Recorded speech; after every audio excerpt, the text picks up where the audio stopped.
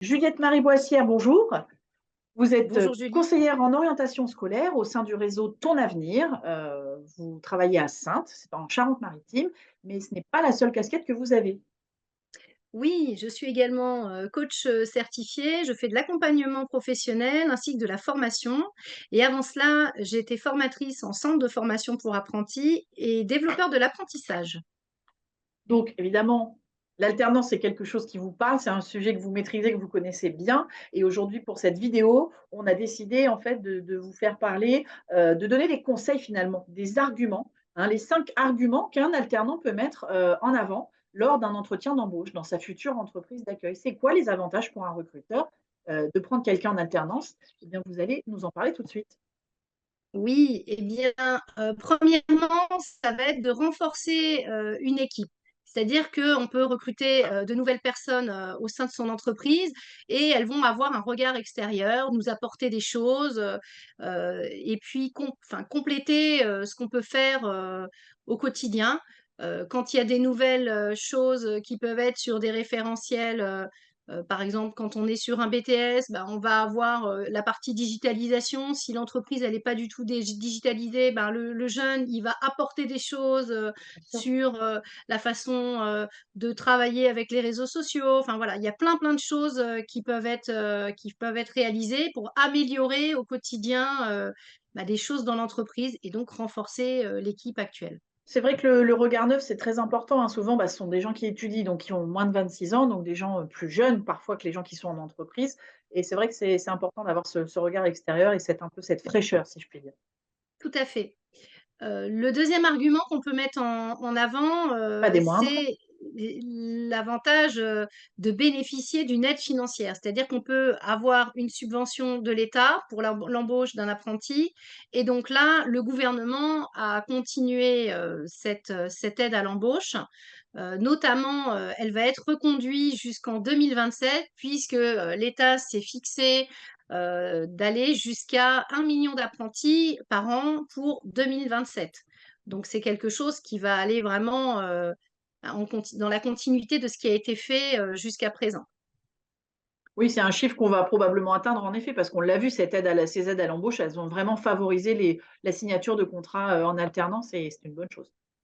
Tout à fait. Alors ensuite, le chef d'entreprise, il va pouvoir transmettre ses compétences, à savoir que, bah, c'est très valorisant de pouvoir, transmettre un savoir à une nouvelle génération, de former aussi, ses futurs collaborateurs.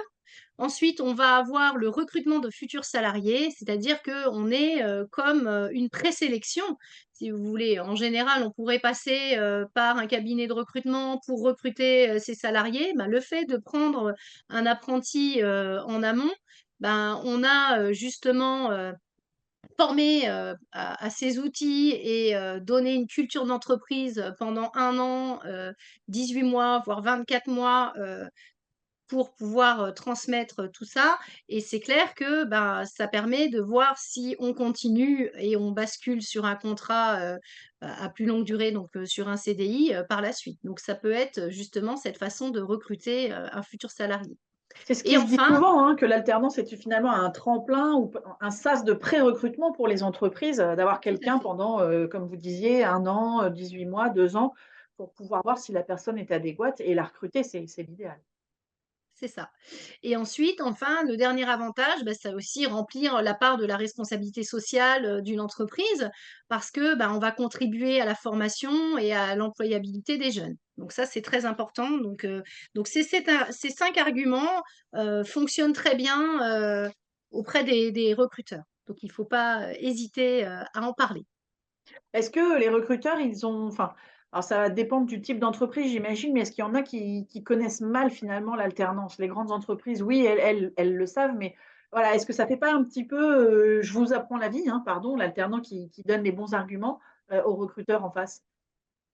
Oui, alors après, on n'est pas obligé de tout lister, mais c'est vrai que dans l'échange, on peut, argumenter, dans ce sens. On n'est aussi, pas obligé d'aller, lister tout ça en entretien d'embauche. Ça peut être aussi quand on rencontre des chefs d'entreprise qui sont pas, encore, initiés à Il y en a, oui. l'apprentissage, de pouvoir, leur expliquer comment ça fonctionne. de leur dire: «Bah, voilà, il faut pas hésiter à prendre un jeune, vous avez, plein d'opportunités, à prendre quelqu'un, ça renforce, votre équipe, ça vous permet d'avoir des aides», enfin voilà, on est vraiment sur des choses, constructives et positives. Donc c'est vrai qu'après, l'entreprise tant qu'elle n'a pas essayé, parfois elle est réticente. Donc il faut Oui. vraiment, voilà, donner des arguments qui sont solides, montrer qu'on est motivé et ça fonctionne très, très bien. Merci pour, ces bons conseils, Juliette Marie-Boissière. J'en profite pour dire qu'on Avec a plaisir. réalisé d'autres vidéos, hein, comment trouver une entreprise en alternance justement, réaliser un CV, une lettre de motivation. Donc, que ces vidéos sont disponibles sur la chaîne Studirama.